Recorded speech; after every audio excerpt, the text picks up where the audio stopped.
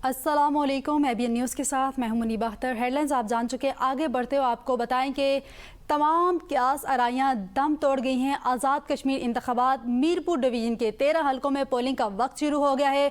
Polling शाम 5 बजे तक जारी रहेगी। सिक्योरिटी के सख्त इंतजाम हैं। गैर मामूली सूरत हाल से निपटने के लिए पुलिस और FC की नफरी तैनात। 14 लाख से जायद वोटर्स अपना हक राय दही इस्तेमाल करेंगे।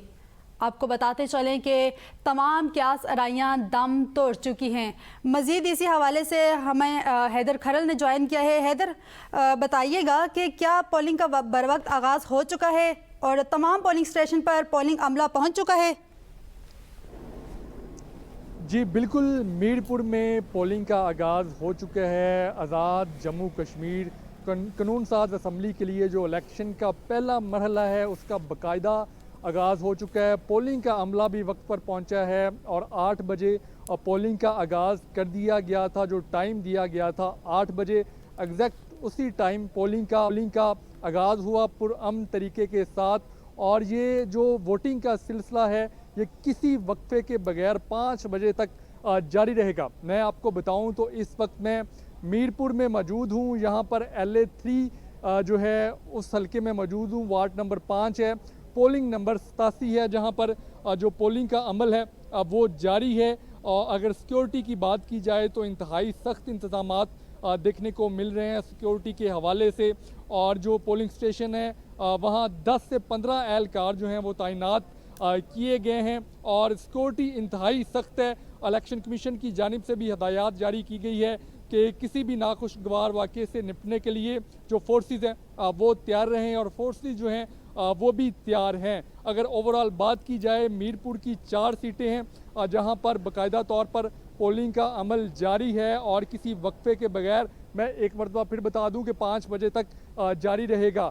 मुख्तलिफ जो अदारे हैं उनके जो एहलकार हैं और जो अफसरान हैं वो भी उनके भी विज़िट करने का सिलसिला जो है वो शुरू हो चुका है और जो मुख्तलिफ स्टेशन है वहाँ का विज़िट भी किया जा रहा है। अमनो अमान की सूरत हाल को बरकरार रखने के लिए जो अदारे हैं, एहलकार हैं वो भी एक्टिव हैं और सारे मामलात जो हैं वो चेक किए जा रहे हैं। अगर ओवरऑल बात की मीरपुर डिवीज़न की टोटल 13 जो सीटें हैं उस पर आज इंतखाबात हो रहे हैं। पहले मरहले में अगर बात की जाए तो मीरपुर की 4 सीटें हैं, अगर भिम्बर की 3 सीटें हैं, कोटली की 6 सीटें हैं जिन पर इंतखाबात हो रहे हैं। अगर मीरपुर की सीटों की बात की जाए तो यहाँ पर पाकिस्तान पीपल्स पार्टी और मुस्लिम लीग नून में कांटे का मुकाबला देखने को मिल रहा है। इस्तेकाम पाकिस्तान पार्टी के कैंडिडेट भी मैदान में हैं, आज़ाद कैंडिडेट भी हैं।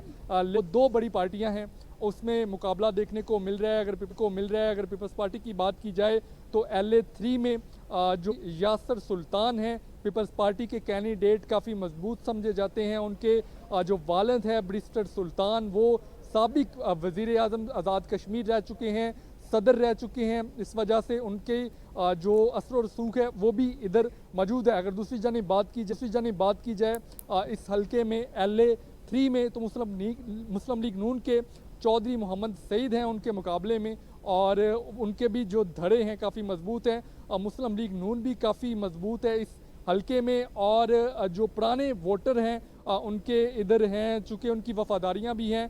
तो इस लिहाज से पाकिस्तान पीपल्स पार्टी और मुस्लिम लीग नून में कांटे का मुकाबला देखने को मिल रहा है। अगर इस हल्के की बात की जाए तो LA3 की बात की जाए और LA2 की बात की जाए मीरपुर की तो इसमें एक और भी ख़ास बात यह है कि जो चौधरी कासिम मजीद हैं जिनके वालिद भी साबिक वज़ीर आज़म रह चुके हैं आज़ाद कश्मीर के, वो LA2 से इलेक्शन लड़ रहे हैं और LA3 के उनके ही भाई पीपल्स पार्टी के मुकाबले में इलेक्शन लड़ रहे हैं। और कासिम मजीद LA2 से पीपल्स पार्टी के कैंडिडेट हैं और उनके जो भाई हैं वो इधर LA3 में पीपल्स पार्टी के ही जो कैंडिडेट हैं उनके खिलाफ इलेक्शन लड़ रहे हैं। तो इस सूरत हाल में जो पीपल्स पार्टी है